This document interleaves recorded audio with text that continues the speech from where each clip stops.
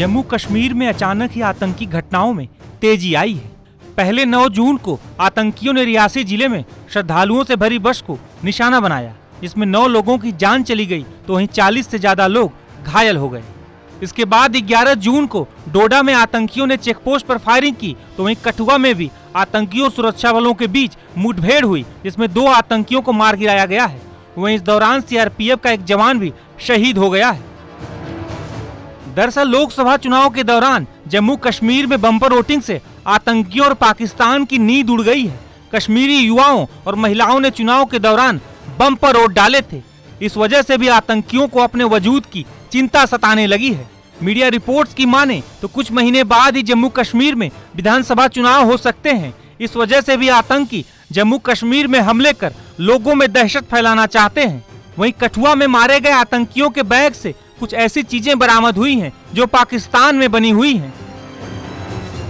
बड़े अफसोस की बात है कि 16 घंटे के बाद जब ये एनकाउंटर खत्म होता है जिसमें 2 आतंकवादी मारे जाते हैं, हमारे बहादुर जवानों की सराहना करने के बजाय फारूक अब्दुल्ला कहते हैं कि हमें पाकिस्तान से बातचीत करनी चाहिए। उस पाकिस्तान से जो पिछले 7 दशक से लगातार यहाँ पे खून बहाता आ रहा है इनोसेंट लोगों का। आप देखिए, मैं आपको दिखाता हूँ, ये जो दूसरा आतंकवादी मारा गया ये वेस्ट पहन के था और इसके अंदर ग्रेनेड थे, उसके साथ साथ इसके अंदर मैगजीन थी। और ये देखिए, ये बैग लेकर आया था जिसमें दहशत का सामान था, जिसमें हथियार थे, जिसमें बंदूकें थी, जिसमें ग्रेनेड थे।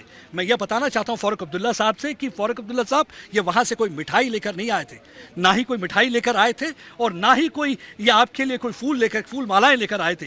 ये यहाँ पे लोगों को मारने के लिए आए थे। और आज भी आप चाहते हैं कि इस पाकिस्तान से बातचीत करनी चाहिए जो लगातार दोस्ती की आड़ में पीठ में छुरा खोपता आया है, और आज भी आप वही राग अलाप रहे हैं, पाकिस्तान से बात करिए। ये देखिए, ये बैग, इसके अंदर और जो चॉकलेट जो लेके आए थे वो अपने लिए, वो चॉकलेट जो थे पाकिस्तान में बने थे, उसके साथ साथ कोई दवाइयाँ थी पाकिस्तान में बनी। पाकिस्तान इनकार नहीं कर सकता क्योंकि हर बार पाकिस्तान ऐसा कहता है कि दहशतगर्दी में हम बिल्कुल मुलव्वस नहीं है, इंडिजीनियस मूवमेंट है, ये कश्मीरी जो है अपने हक के लिए लड़ रहे हैं। लेकिन कोई उनसे पूछे लश्कर तोयबा कहाँ से आता है, ये जैश ए मोहम्मद कहाँ से आते हैं, ये लोग कैसे आते हैं, नाम तो इतने रखे हुए हैं लेकिन कारनामे आप देखिए कैसे कैसे कर रहे हैं। लेकिन ये हमारे बहादुर जवान आप देखिए किस तरीके से सलाम करने का मन करता है। देखिए, चट्टान की तरह अड़े रहे और खड़े रहे ताकि अपने सीने पर गोलियां ले सके, लेकिन यहाँ पे किसी भी गाँव वासी को किसी भी किस्म की कोई परेशानी ना हो।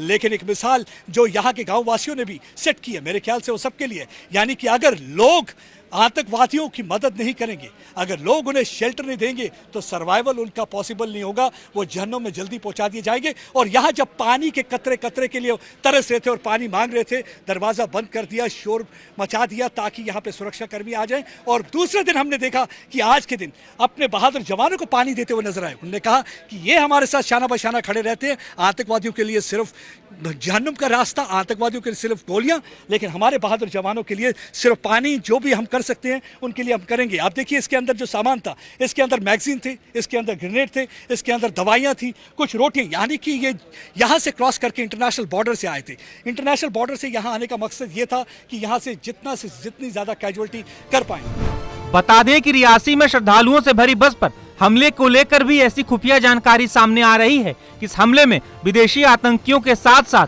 कई लोकल ओवरग्राउंड वर्कर भी शामिल हैं। टाइम्स नाउ नव भारत डिजिटल की रिपोर्ट।